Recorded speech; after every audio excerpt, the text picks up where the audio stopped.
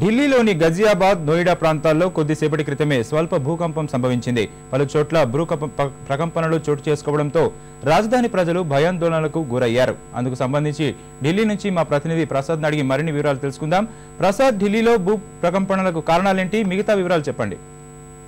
ఇప్పుడు భారత వాతావరణ విభాగం వారు చెందినటువంటి అధికారులు కానీ ఇతరత్ర అధికారులు కానీ ఎవరు కూడా ఇంతవరకు రూఢిగా రిక్టర్ స్కేల్ పై ఎంత నమోదైందన్న విషయాన్ని ఇంకా ఖచ్చితంగా చెప్పట్లేదు. రమారమిగా 4.9 ఉండొచ్చు అన్నది ఒక అంచనాగా ఉంది. 4.6 కానీ లేకపోతే 4.6, 4.9 మధ్య ఉండే ఆస్కారం ఉన్నట్లుగా కొంత విశ్లేషకులు చెబుతున్నారు. సెప్టెంబర్ లో ఇదే ఢిల్లీలో 4.2 రిక్టర్ స్కేల్ పై నమోదైంది. అయితే ఇప్పుడు వచ్చినటువంటి భూకంపన కొద్ది 10 సెకండ్ల పాటే ఉన్నప్పటికీ కూడా తీవ్రత మాత్రం చాలా ఎక్కువగా ఉన్నట్లుగా అధికారులు అంటున్నట్టుగా తెలుస్తుంది. దీనికి సంబంధించి ఇంకా అధికారికంగా ఒక సమాచారం తెలియాల్సి ఉంది.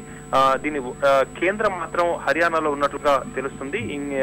ఇప్పటికే ఈ భారత వాతావరణ విభాగం చాలా మంది ఫోన్లు చేస్తుండడం వల్ల ఫోన్లని కూడా బిజీ ఉండటం వల్ల జామ్ అయిపోవడం వల్ల పూర్తి స్థాయి సమాచారం ఇంకా అధికారుల నుంచి అందటం లేదు.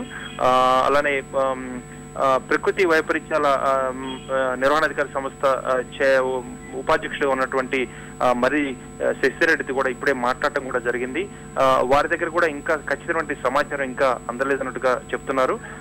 ఇప్పుడు ఉన్నటువంటి సమాచారాన్ని మాత్రం 10 సెకండ్ల పాటే ఉన్నప్పటికీ కూడా తీవ్రత చాలా ఉంది. గతంలో సిక్కింలో వచ్చినటువంటి భూ కంపనలు మాత్రం 6.5 రిక్టర్ స్కేల్ పై నమోదై ఉండగా దాని తీవ్రత 600 కిలోమీటర్ల దూరంలో ఉన్నటువంటి పాట్నా, గర్భంగా, నలంద ప్రాంతాల్లో ఉన్నటువంటి ఇళ్లన్నీ కూడా బలహీనంగా ఉన్నటువంటి ఇళ్లన్నీ కూడా కూలిపోవటం, అక్కడ దాదాపు సుమారు ఒక 5-6 మంది చనిపోవడం జరిగింది. అంటే 600 కిలోమీటర్ల దూరంలో ఉండగానే ప్రాణాలకు కూడా ముప్పు వాటిల్లింది. కాబట్టి దీనికి సాధారణంగా ఎంత మేరకు ఉంటే ఎంత తీవ్రత ఉంటుందన్నది ఇప్పటి వరకు కూడా అధికారులు కానీ లేకపోతే భారత వాతావరణ విభాగం చెందినటువంటి ఇతర విశ్లేషకులు కానీ ఎక్కడ కూడా దీనికి సంబంధించి ఖచ్చితమైన సమాచారం ఇవ్వలేకపోతున్నారు.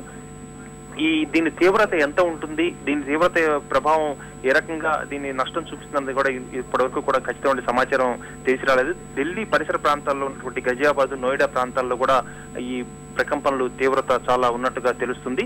మరికొద్ది సమయం తర్వాత మరింత సమాచారం అధికారికంగా తెలిసే ఆస్కారం ఉంది. ఇప్పటి వరకు మాత్రం ఈ ప్రకంపనలు కేవలం 10 సెకండ్ల పాటే ఉన్నాయి ఢిల్లీలో.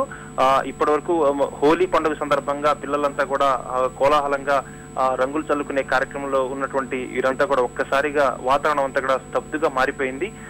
తల్లిదండ్రులంతా కూడా బయటికి రావటం, అలానే భయపడి పరుగులు తీయడం జరిగింది. కాబట్టి దీనికి సంబంధించినటువంటి ఇంకా ఖచ్చితమైన సమాచారం వచ్చిన తర్వాతనే దీని తీవ్రత ఎంత ఉంటుంది, దీనికి సంబంధించినటువంటి ఇంకా మరలా భూ ప్రకంపనలు వచ్చే ఆస్కారం ఉందా లేదన్న అంశంపై కూడా ఒక ఖచ్చితమైన సమాచారం అందే ఆస్కారం ఉంది.